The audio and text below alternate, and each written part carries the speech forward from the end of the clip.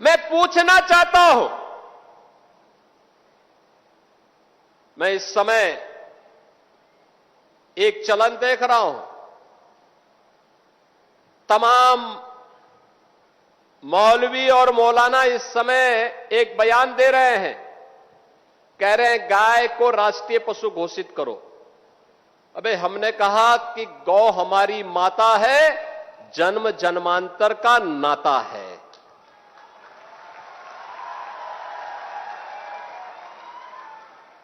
क्या मां और पुत्र के बीच में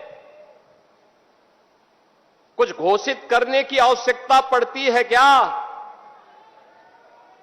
क्या किसी पुत्र को बताने की आवश्यकता पड़ती है कि तुम्हारी मां है, इसका सम्मान करो? ये हमारे संस्कार हैं। हमने अपनी मां के बारे में जो सम्मान का भाव रखते हैं वह भी, और हमने गाय को माता माना है, तो गाय तो हमारे लिए माता है, वो पशु नहीं। पशु तुम्हारी बुद्धि है जो तुम हमारी गौ माता को पशु बोलते हो। तुम्हारी सोच पशुवत है जो तुम गौ माता को पशु बोल रहे हो, और तुम्हारा ये दोगलापन है कि जो एक और गौकसी को प्रश्रय देते हो।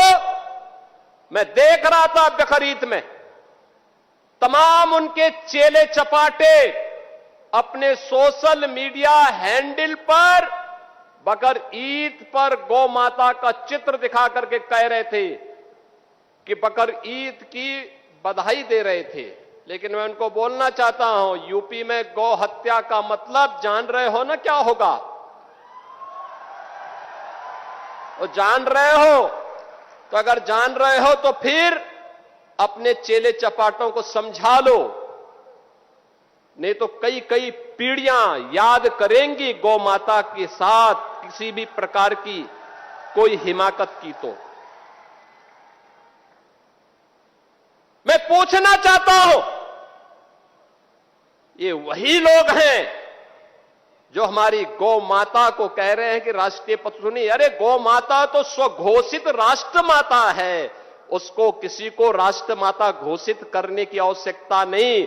वैसे ही जैसे हमारी माता के बारे में किसी को परिचय देने की आवश्यकता नहीं पड़ती, जैसे गंगा माता के बारे में किसी को परिचय देने की आवश्यकता नहीं। हम सब गंगा माता की आरती करते हैं, गंगा पूजा करते हैं, अपने साथ गंगा पुत्र जोड़ करके अपने को सम्मानित महसूस करते हैं।